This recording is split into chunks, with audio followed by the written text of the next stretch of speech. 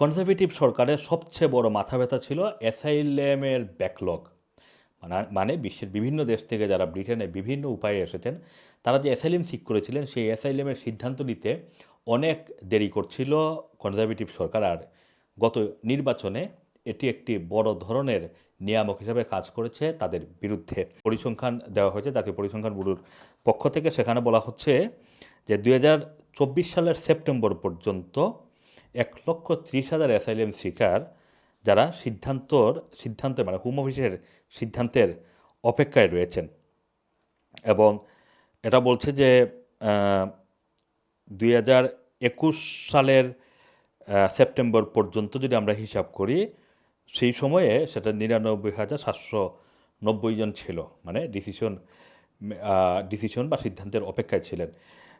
যদি তার আগের বছরের সাথে এই সর্বশেষ যেটা 2024 সালের সেপ্টেম্বর পর্যন্ত ইয়ার এন্ডিংয়ের যে হিসাবটা দেওয়া হয়েছে 1,30,000, তাহলে প্রায় 30,000 বেশি মানুষ এখনও অপেক্ষা করছেন হোম অফিসের সিদ্ধান্তের জন্য।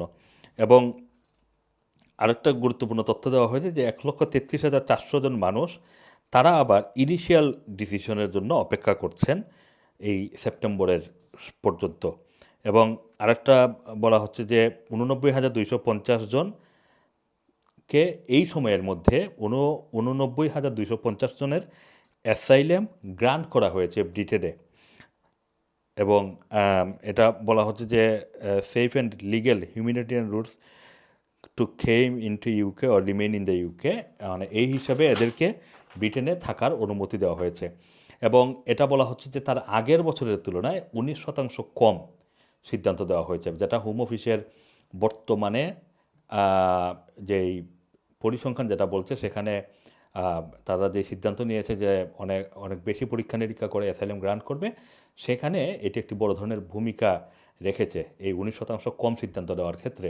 এবং আরেকটা বলা হচ্ছে যে এই যে 89,000 মানুষ ব্রিটেনে থাকার অনুমতি পেয়েছেন, তাদের মধ্যে অনেকেই কিন্তু ইউক্রেনের যুদ্ধ চলাকালীন সময়ে যারা ব্রিটেনে এসেছিলেন, এবং ইউক্রেনের এই নাগরিকদের জন্য একটা স্কিম ঘোষণা করা হয়েছিল, সেই স্কিম অনুসারে কিন্তু এই স্কিম অনুসারে অনেক ইউক্রেনের নাগরিকরা ব্রিটেনে স্থায়ী হয়েছেন, তাদেরকে ইনক্লুড করে কিন্তু এই হিসাবটি দেওয়া হয়েছে।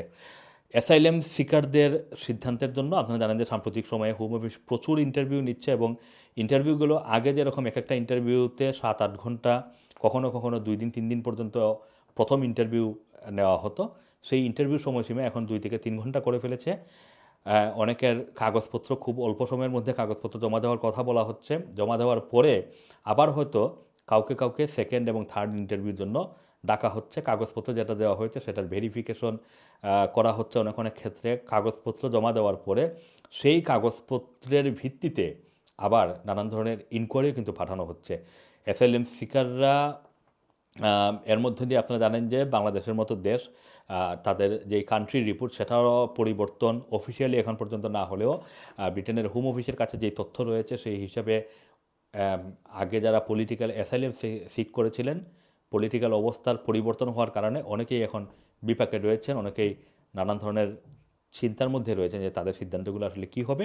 তবে অ্যাসাইলাম গ্রান্টের ক্ষেত্রে সরকারের যেই নীতি এই মুহূর্তে রয়েছে, সেই হিসাবে বলা যায় অ্যাসাইলাম পাওয়া অনেকটাই কষ্টসাধ্য হবে। খুব জেনুইন কেস, এবং সেই কেসের যদি খুব ভালো মেরিট না থাকে, তাহলে অ্যাসাইলাম পাওয়ার সম্ভাবনা অনেক কমে যাবে।